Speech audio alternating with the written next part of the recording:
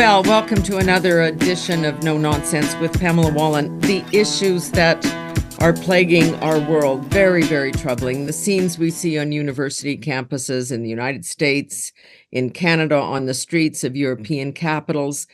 The battle rages on. The politics around the Mideast war are just, they're brutal. They're brutal these days. We are going once again to turn to a friend and a person with great insight on this, Walter Russell Mead. He's a fellow of strategy and statesmanship at the Hudson Institute, a columnist at the Wall Street Journal, a professor of foreign affairs and humanities at Bard College, and the author, very relevant to our conversations here, The Ark of the Covenant, the United States, Israel, and the Fate of the Jewish People, which is, of course, what we're looking at on our screens every day. Walter, great to see you. Thank you so much for coming back and joining us again. Well, it's great to see you too, Pam. Yeah, it's really. So we watch our television screens. It is, what's your explanation? What happened? How have universities been captured so completely by this anti-Israel view of the world? Well, I wouldn't be as upset if it was just a kind of anti-Israel view of the world or critical of Israel. But it's just so strange. For years, we've been hearing, you can't have a microaggression. You can't use the wrong pronouns. You have to police your language because you might hurt someone's feelings. And suddenly it's okay to go kill the Jews, globalize the Intifada, go Hamas. So it's, in that sense, it's kind of revelatory that underneath this mask of uber civility and care, there's actually some pretty brutal hate. This is what I really struggle with. I say it almost every week on this podcast, which is it's language that clearly is hate speech. This is intimidation and threats of violence, and yet the reaction seems to be muted. Yeah. Well, I think to some degree it's because all of the stuff about hate speech, ultimately, this kind of thing maybe is not what governments should be policing anyway. Now, I realize I probably get arrested in Canada for saying this, but I'm doing this podcast from the safe haven of Washington, D.C. You were in trouble. I wrote in an essay that I published in Tablet magazine not long ago that said that the world is not a safe space. There should be a trigger warning posted in every delivery room that if you look at the record of human history, the bloodshed, the crimes, the oppression, the violence, this is not over. We have not sort of entered this post-historical era of we're just all being nice.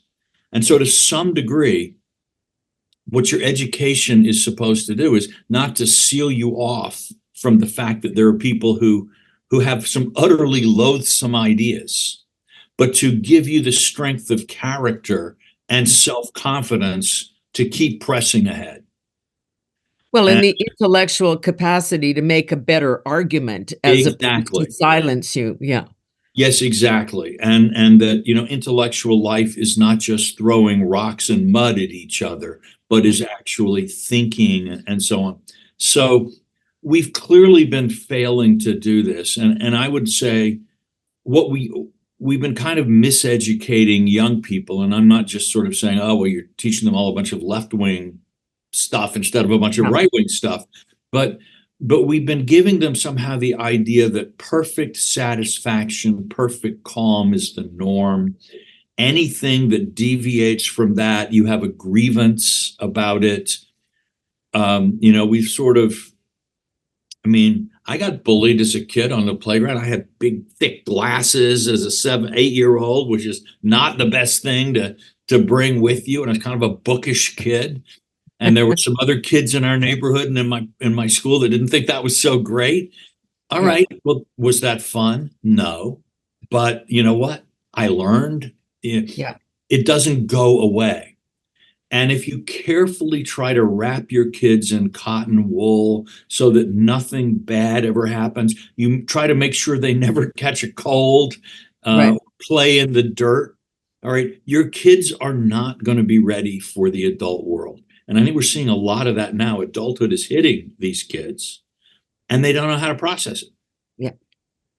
No, we just had this discussion last week on the podcast, really, and I'm interested in your thoughts that with the whole, call it whatever you will, the woke ideology, but certainly the focus on DEI, diversity and inclusion, and that we now see the entire world as oppressor and oppressed. And you are one of those things. You are a victim for whatever set of reasons, you have been taught or you've learned or you've cottoned on to. And that as long as we are allowing that, this is how, we are going to see these kinds of protests, and they're going to be violent because they think they are on the side of good, defending the oppressed. But that definition changes.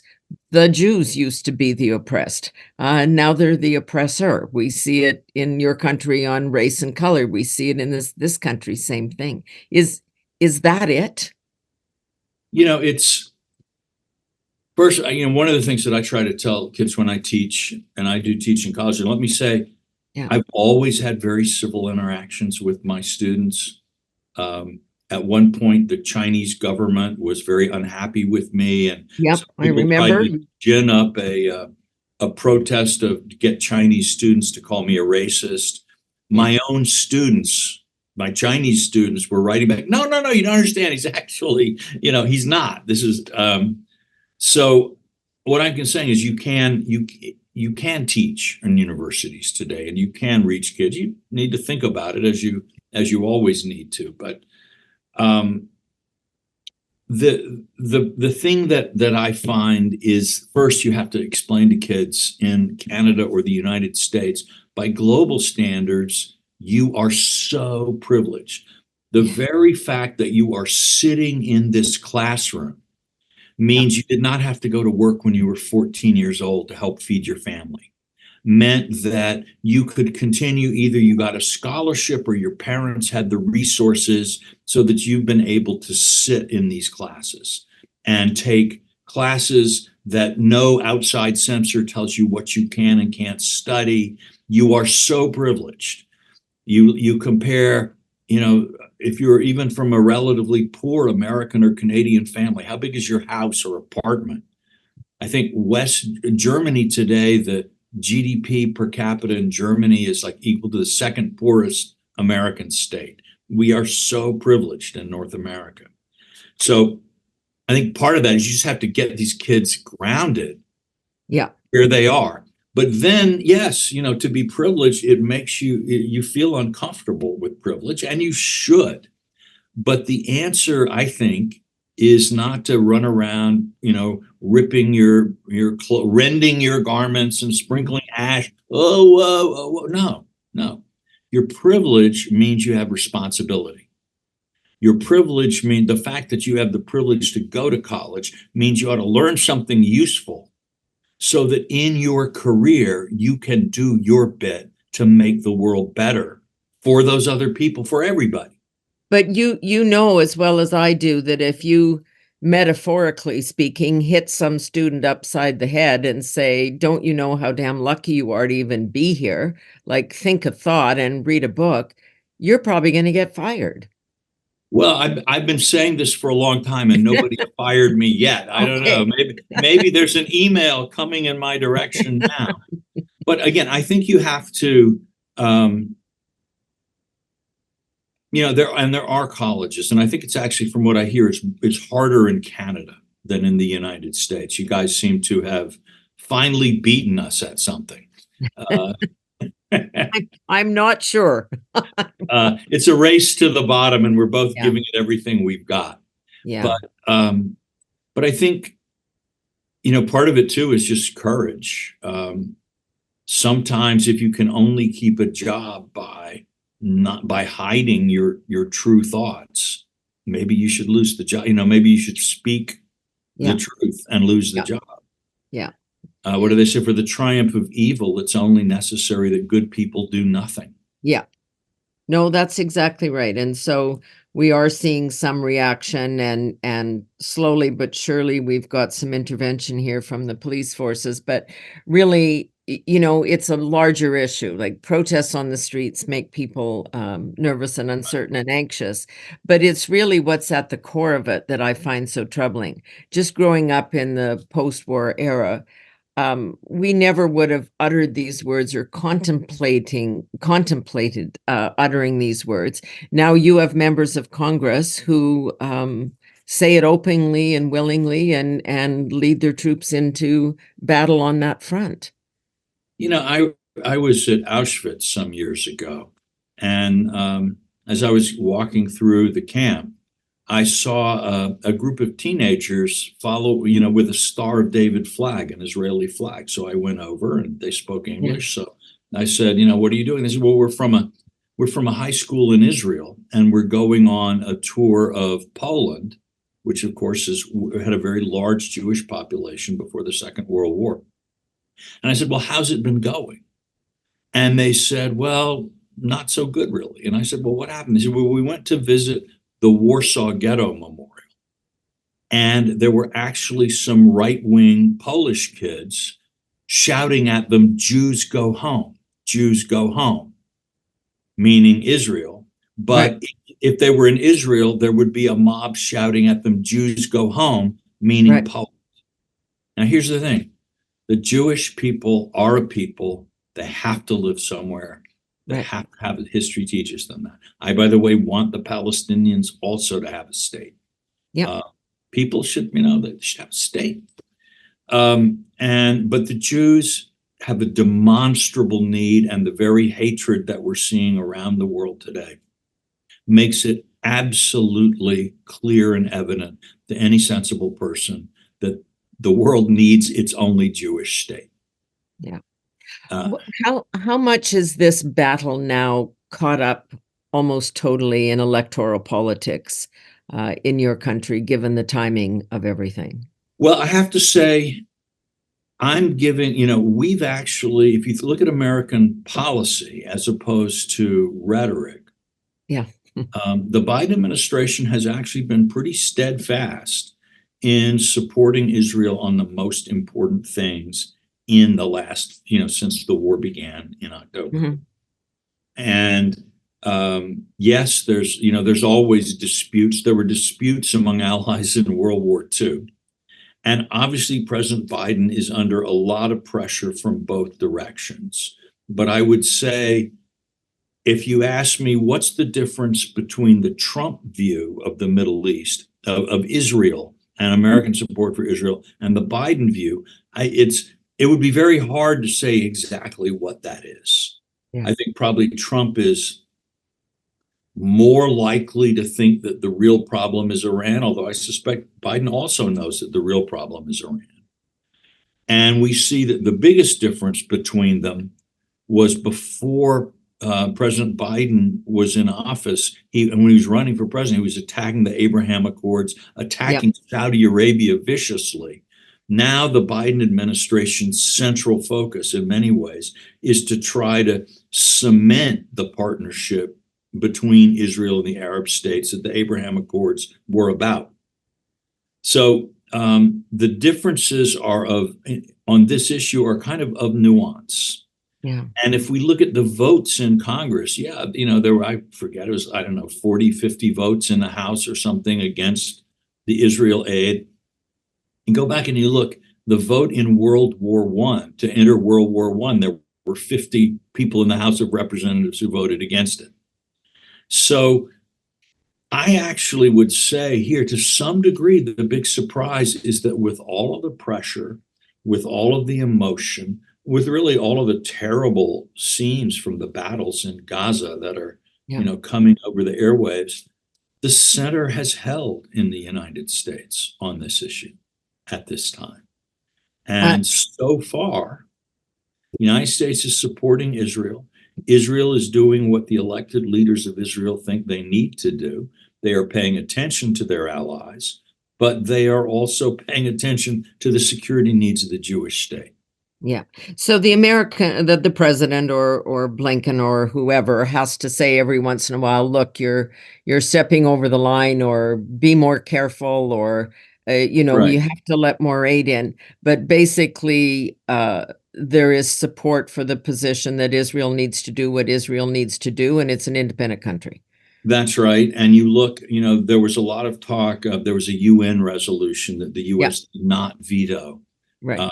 But you look at it, and it was an advisory resolution. It had no binding force.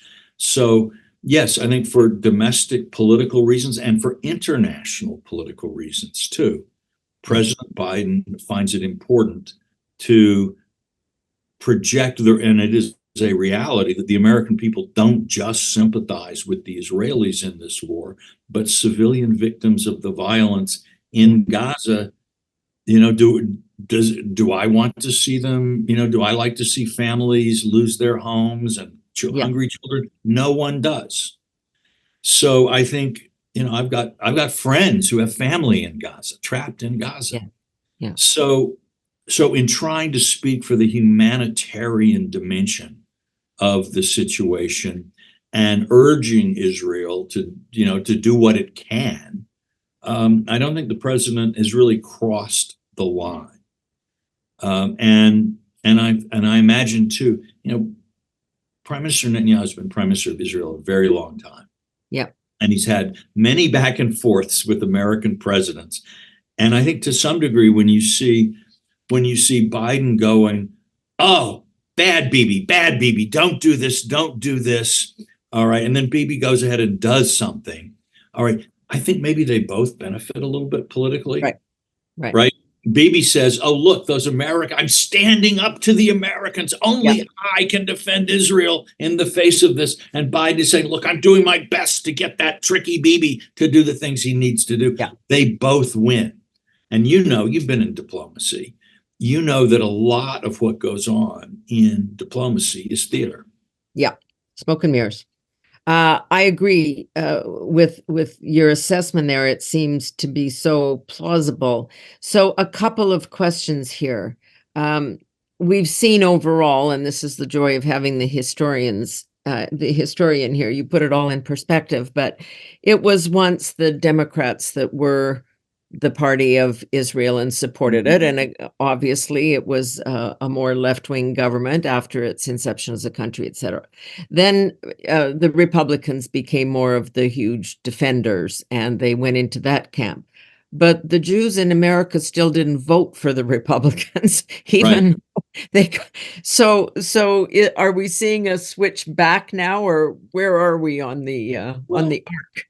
Well, one of the things these people who believe in the Israel lobby, that the all-powerful Jews who run America are dictating our policy.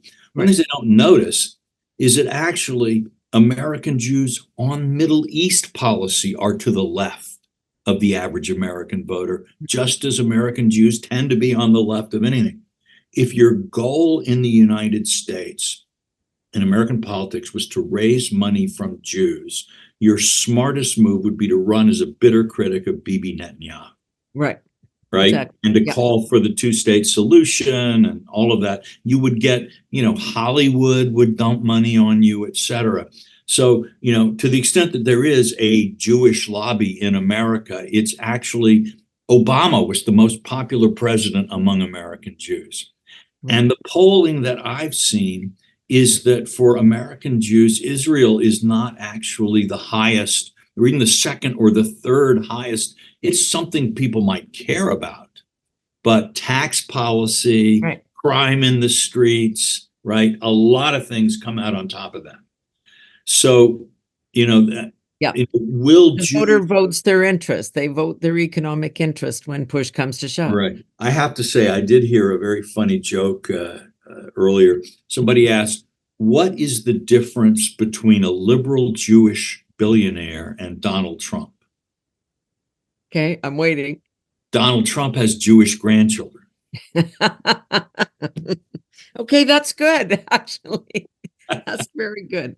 And he does. So politically, this is really not going to become the issue. But the other question I want to ask, and I don't want to sound quite as cynical as it might imply, but the events of October 7th allowed everybody on both sides of the political spectrum to walk away from Ukraine and that discussion publicly, because this became the new focal point of the media and of the politicians and all of that.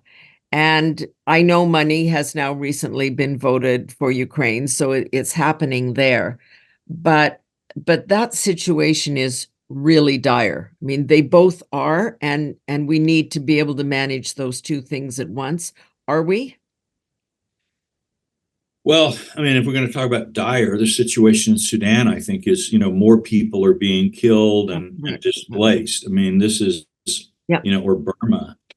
Terrible things are happening around the world. And the answer is we're not able at this point in time to respond fully to all emergencies and all humanitarian disasters the way that in a calmer world we would be able to, maybe. But I do think that I used to warn people who, you'd hear a lot at the beginning of the war in Ukraine that people were worried that Putin would use tactical nuclear weapons in Ukraine to try to change things. And I said, no, that's not how he'd escalate. He's not that stupid. Putin is actually smarter than most Western leaders. Yeah. He's in a completely different class. Not that he's good, but he's no, that's exactly right. Morally good, but he understands certain things much better than the kind of faceless bureaucrats and so on that we have running a lot of things. And so he would know that a big crisis in the Middle East would be a great way to take some heat off of him.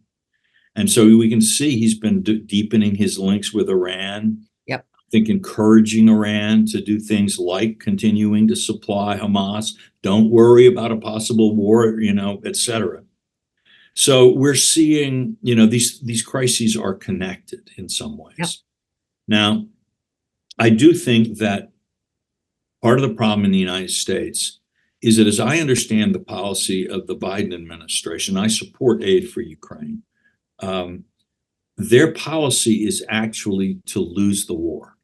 That is to say, they'll give Ukraine enough weapons to kind of keep it in the fight, but never enough to win, in the belief that at some point, sooner or later, Ukrainians themselves will get tired of fighting a war they can't win, at which point they'll approach Putin for negotiations. We should remind people that actually President Biden all but said that right at the beginning. Oh, yeah. We're No, going to this send is some stuff, but we know the Russians will win in the end. right. The Russians have escalation dominance. And so in that sense, to some degree, this is a $200 billion fig leaf. Our policy is for Ukraine to lose the war, hopefully not totally lose the war, right? But also so that we can look in the mirror and say, hi, I'm Winston Churchill. So you can give Hitler the Sudetenland, but tell yourself and your biographers and the fawning press, I stand up for liberty.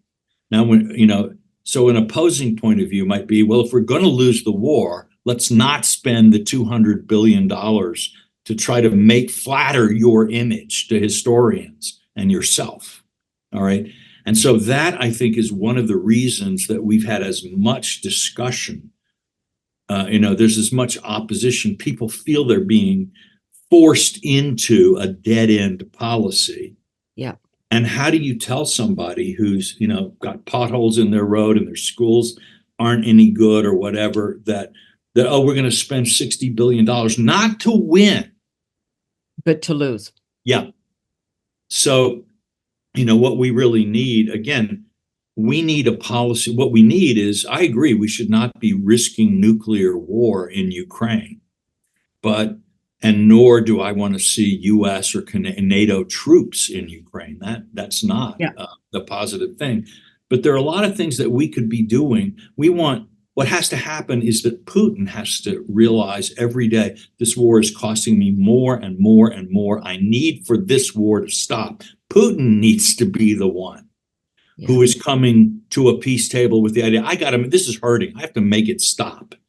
And that's the way that Ukraine can get a decent peace. I don't know how, what that looks But, like. we thought we were going to bully him into that, and we put sanctions on Russian oil, and we were going to Right. starve them out. Yeah, no, they just sold it to China. They've just increased that relationship, and we're letting our allies kind of, freeze in the dark until we get our act together and kind of find some balance between climate policies and helping allies. Well, I'm happy to say that US oil production is at a record high. Yeah. We need to keep that going, and we need to be exporting more LNG. Yes, climate is a problem, and the world is going to have to transition. But I say to people here, American policy should be, on the one hand, yes, let's work toward a greener world. But on the other hand, if possible, we would like the last barrel of oil to be burned to have been an American barrel, right? We have to keep those things in balance, Yeah. which we have not, I think, been doing. Well, this is kind of the issue right now too. I mean, your assessment that it's in the geopolitical interests of America to help out Israel while having that kind of smoke and mirror or fig leaf kind of approach to it, and the same with Ukraine, that will back them enough to look like it's a serious fight, but in the end, we're going to uh, give in.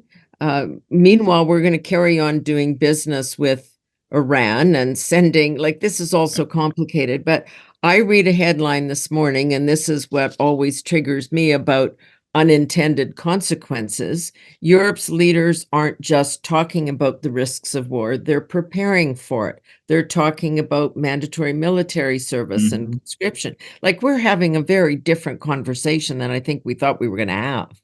Look, I think this is the thing we have to really look at. The world has become I wrote this, I think, back in something like 2014, that we're passing from a post-war era to a pre-war era. And, Yeah. in a post-war era, international politics is about settling the leftover problems of the last big conflict. Yeah. In a pre-war era, you're dealing with issues that, if you don't deal with them successfully, could lead to the next round of major international conflict. And that's, we're getting deeper and deeper into that. Russia, China, North Korea, Iran, none of those countries actually like each other at all. And they have very different ideas about what the world should be. But they're in agreement that destroying the post-World War II international system is in their interest and is important for their security and to realize their larger ambitions. And increasingly, they're cooperating together. And increasingly, they are losing their fear that the United States and American allies are in it to win it. And so they keep pushing and pushing and pushing, and they become more daring. So in 2008, Putin was very careful when he invaded Georgia. It was just a little invasion. And he did it in August, when a low news month, and when America was in the middle of its deepest financial crisis since the Depression, and President Bush was totally unpopular. So, that's when he made his move. In 2014, he made a bolder move because he saw he'd gotten away with that, and on and on and on. And the others are watching what he's gotten away with. And Iran has been getting away with it. I mean, the idea that Iranian proxies could stop sea traffic in the Red Sea is, it's extraordinary. But if you get away with that, well, then what's the next thing you might try? Yeah. And that's what, and of course, China is looking at Taiwan and thinking, so that should be easy. The West doesn't respond. They say they will, but they don't. Yeah. Exactly right. They huff and they puff, but they're not going to blow your house down. Yeah. So that, and that meanwhile, we've been sitting for, 15 years ago, it would have been unthinkable for China to invade Taiwan. They just could not succeed. All right. Today, we'd probably be able to beat them, but it would be a much tougher thing. And so we've lost our margin of superiority there. And the assumption, the world's assumption that America would prevail. Right. So now it was not, their military buildup has been no secret. We've watched it. We've watched it passively, like a rabbit watching a truck come. And you know, where was the big national debate over this? And we've had lots of national debates over much less important issues. Yeah. So again, when we're demonstrating this sort of combination of sheer stupidity and lack of resolve, plus vaunting ourselves with our commitment to the liberal world order and human rights, and you know, our rhetoric gets bigger as our capabilities get smaller. Right. Yep. This is very dangerous, very stupid. But and yeah, go ahead. Well, I think there are some encouraging signs. You know, fact is, when things get worse, people do start getting scared. Yeah. And we're seeing, you know, Japan has, you know, 10 years ago, Japan thought everything is fine and we're asleep. We worry a little bit about North Korea, but basically things are okay. Today, the Japanese, it's like their hair is on fire. Yeah. When they look at the dangers in the security system. It's been enough to even bring the Japanese and Koreans together, which is extremely difficult. Yeah. So the Australians have woken up to the threat. I keep hoping that Canada will wake up to the threat. So do many of us here, but there's no sign, apparently. Because Canada could make such, I know. And this is not preparation for war, it is defense of peace. Yeah. You know, this is to convince China that there is no positive outcome for them in an attack on Taiwan is not warmongering, it's peace building. But we don't have those conversations with China. That's I was reminded when you were talking about what happened to you at the hands of the Chinese Communist Party when you wrote a column that they didn't like. We're in the middle of a foreign interference in our electoral process inquiry in this country. We had the hostage, well, we've had more, but the two Michaels. We've been through all these incidents, and we're still not saying, you know, look, you guys, the relationship here has to change. And look, you know, I contrast, you know, Canada with Australia because China really tried to pressure Australia very hard. And they gave them a list of demands, like the Australian press needs to stop attacking China and things like this. And the Australians basically rejected it and said that we are an independent country. This is not how we do things. Yeah. And the Chinese then, you know, imposed some economic penalties, but the Australians stood fast. Yeah. And now, you know, the Australians have gone into AUKUS with the US and the UK. They've stepped up their cooperation with India and the Quad.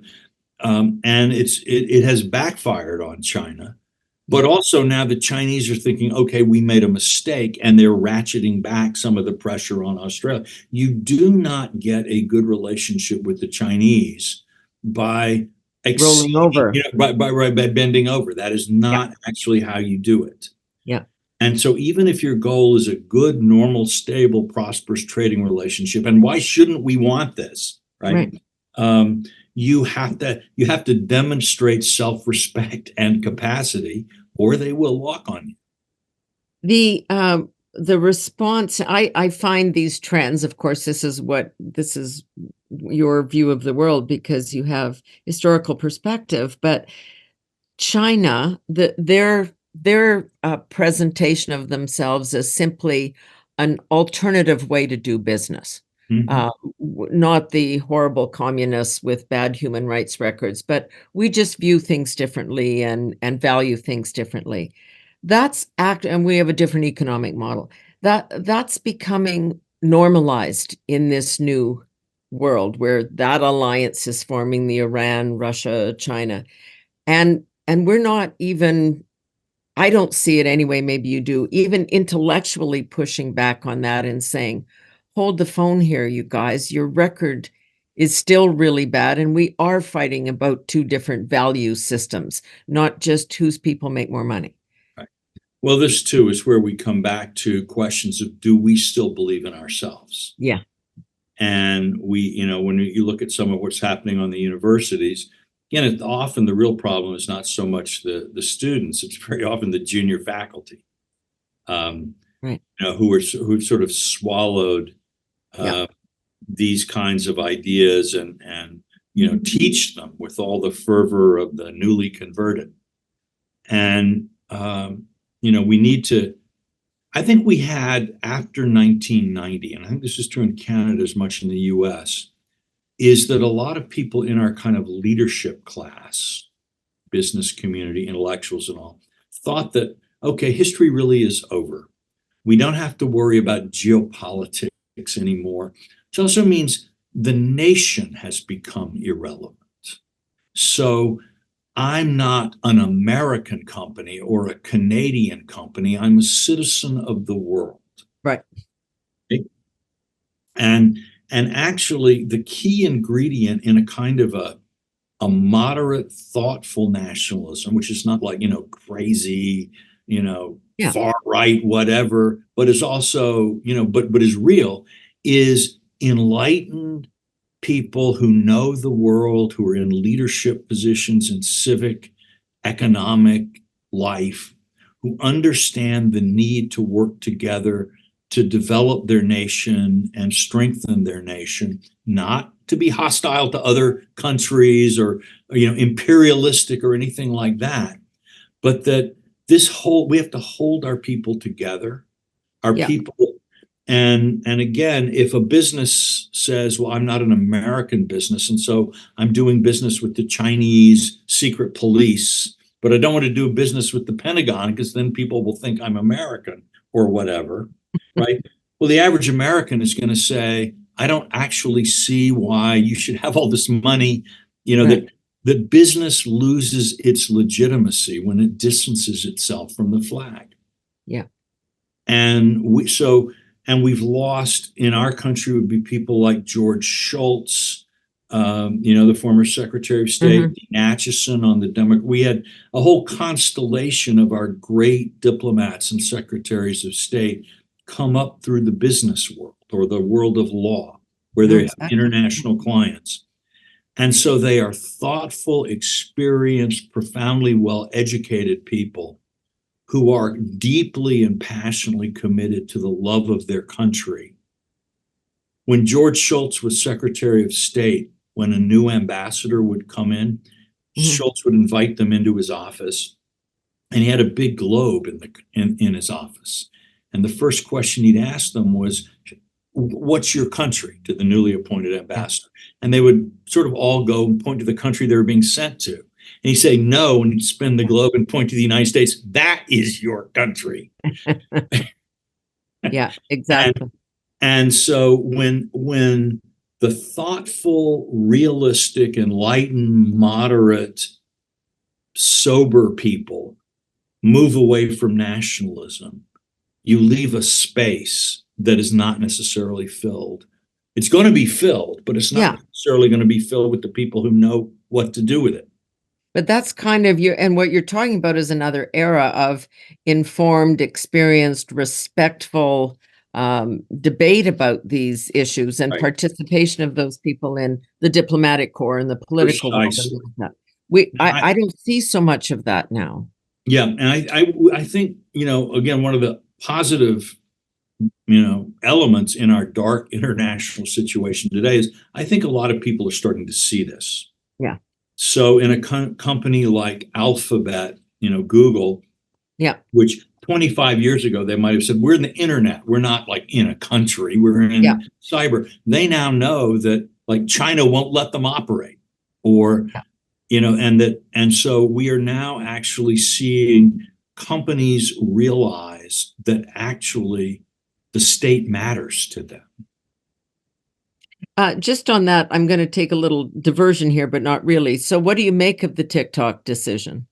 Do you think the Chinese will see that as appropriate pushback and go, yes, we're really, really angry, but we get it quietly? Well, first of all, we have to see how the laws work out Yeah, because, we are a nation of laws and at least some of the time. And, they have as much right as anybody else to make sure that this law is constitutional. yeah, Um, but assuming that it stands, I would say to the Chinese, well, how many American apps do you restrict in China? right. Yeah, And the answer is simple: reciprocity. yeah, Reciprocity. You restrict American publications and American apps in China. Well, guess what, baby? yeah. That's how Uh, it's going to work. yeah, and I think what else can you do really? Yeah. Have to do it this way. I want to come back to your comment about an intelligent nationalism and that connection to country and how important it is. We saw a little bit post the pandemic in the theory of friendshoring when we all figured out that when the supply lines don't work, we don't make anything anymore. Right. Not just masks and drugs, but like nothing. The manufacturing side. So is that a real movement back? And then in the context of sort of an increasingly borderless world, I mean, you're seeing it on your southern border on a daily basis, but the influx of migration in all countries, whether it's Canada or Britain or the US, is also changing the base fundamentally in terms of how that nationalism might reflect it. You used to be the melting pot, we were the mosaic, but everybody's becoming increasingly the mosaic where the new groups stay unto themselves. Well, I'm a little more optimistic in America, Good. in that, I look at, our biggest source of immigrants remains Hispanic immigrants, Yeah. and some of them are illegal. And I'm not in, I really think you should have laws and they should be enforced. Yep. I want immigration. This country's grown great with immigration, and immigrants are some of our best citizens. But you do need a law, and the Yeah. law needs to be respected. But I look and Hispanic Americans, who are many different peoples, it's not like one country, Right. but in Florida, they've helped turn Florida into a red state. So they're not becoming rigidly left wing. In Texas, they actually vote, pretty Republican, or if they're Democrat, they're very conservative. California is a bit of an exception, but even there, I think we're seeing some signs that they are much more conservative than the Democratic kind of elite structure in California. So I look and what do they believe in strong families. They want to open a business. They Yeah. want Work ethic, very strong. exactly. So I think that these guys are on the road, the same road that other immigrant groups have traveled. And that, 30 years from now, we will not see Hispanic America as some balkanized ghetto community. Yeah. They'll be in the mainstream. But again, you can say all of that and still say we do need to control our border. No, absolutely. I think those are two, separate questions because those communities, particular, it's true in Canada as well. They're the ones that are most concerned about the illegal migration. Right. They They're the came ones and who have played to by the compete. rules. Right. They compete economically often Yeah. with the illegal. So That was an interesting piece. I know I could talk to you for hours, but I won't take up your whole day. But this notion of people still not understanding why Donald Trump connected in 2016 by speaking for those people with economics. That's what defined their view of the world and what mattered and the ability to go up. Everybody thought it was kind of odd, but it kind of does make sense. And the break with the Democratic Party and working class America. yeah, the polling does seem to indicate that there's continuing resonance for Trump's messaging among members of racial and ethnic minorities. And some of it is, I do think that some of our Democrats have really just gone sort of too far with some of the woke stuff. So you find, I was just seeing today that in San Francisco, Chinese Americans have gone from being a very reliable progressive voting group to saying, wait a minute, I actually want clean streets. I want good schools for my kids, safe schools for my kids. No, I don't like shoplifting, these kinds of things. And so what we're seeing, I think, is the radicalism of some of the, some groups in the democratic world are alienating a lot of the people who don't like crime, don't like homeless people, sort of in large encampments, all of this stuff. And we'll see how it all works. But American politics remains, sort of if I want to be negative, I'd say Petri dish, but let's say, but we're still moving.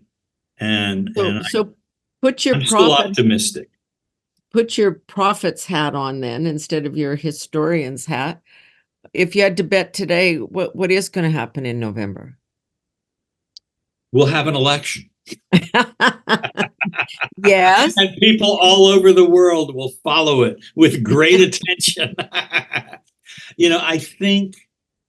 And it will be contested one way or the other. Right. I would say, I think right now the signs, my best guess would probably be that the president is reelected. Because if the economy stays strong, the longer the economy is strong, the better people feel. When the economy has been bad and it gets better, it takes a while for people to believe it. But if we have another 6 months of low unemployment, inflation trickling down, stock market going up, wages going up, then then a sort of an angry candidate may not resonate in the same way. But that is a guess. It's not a forecast, really. No, I understand, and it changes by the day, and whatever happens in any courtroom today or tomorrow might change it all, right? It is. I keep telling people that one of the reasons that democracy survives is it's because it's the most entertaining form of government. Well, it's true. It is true, because it's got problems on some other scores. But great to talk to you again, Walter. Obviously, always interesting. Your insights are so helpful. Author of The Ark of a Covenant, The United States, Israel, and the Fate of the Jewish People, a professor at Bard College of Foreign Affairs and Humanities. He writes a column for the Wall Street Journal. I think you do a podcast here and there, and a fellow of strategy and statesmanship at the Hudson Institute. So great to see you again, and thank you. Thank you. See you soon. We'll talk soon. And that is it for this edition of No Nonsense with Pamela Wallen. We'll see you soon as well.